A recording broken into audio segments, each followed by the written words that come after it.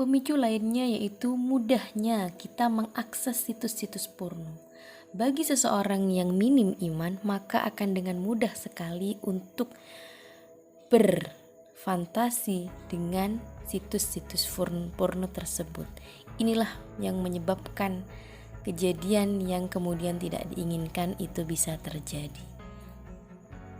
Maka seharusnya pemerintah harus mengambil tindakan terhadap situs-situs porno.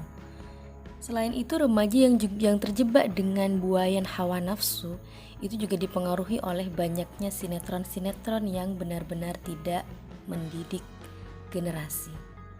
Dengan dalih mengajarkan akibat pergaulan bebas, namun faktanya banyak adegan-adegan di situ yang tidak layak untuk disaksikan oleh remaja.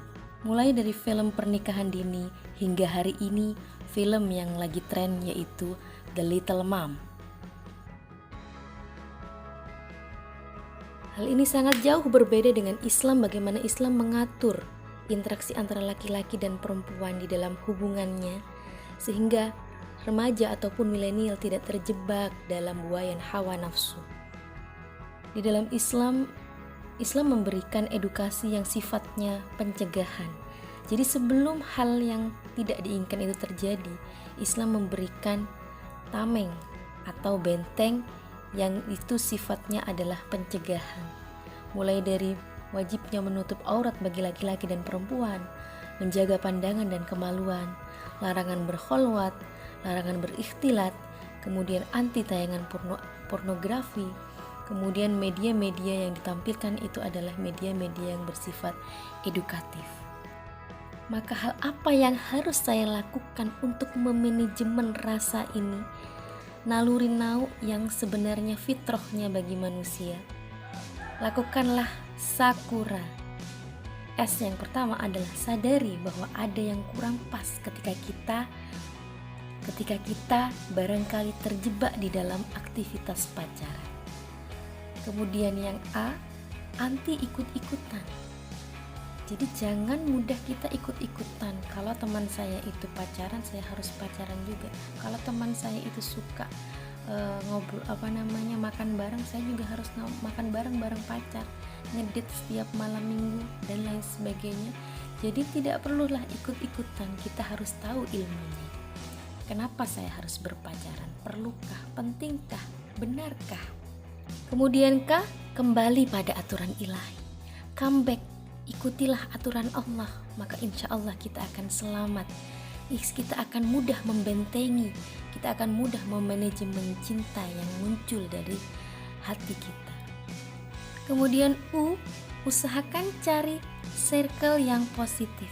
Carilah teman-teman yang positif, yang tidak menjerumuskan kita kepada kemaksiatan. Kemudian R, rasakan nikmatnya takwa. Rasakan sekali nikmatnya ketika kita itu beriman dan bertakwa kepada Allah. Caranya dengan apa? Ingatlah kematian. Bahwasanya kematian itu muncul kapan saja, tidak menunggu waktu tua. Nikmati ibadah kepada Allah, nikmati hari-hari kita mengikuti petunjuk hidup dari Allah Subhanahu wa Ta'ala, maka kita akan merasakan nikmatnya menjalani kehidupan ini.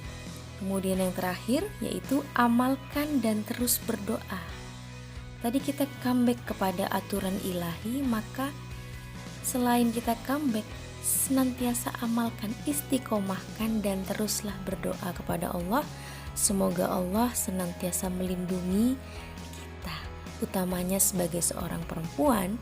Semoga Allah melindungi kehormatan, kemuliaan, menjaga selalu kemuliaan kita sebagai seorang perempuan sampai kita benar-benar menikah nanti dan menjaga rumah tangga kita sampai rumah tangga yang sakinah mawaddah warahmah.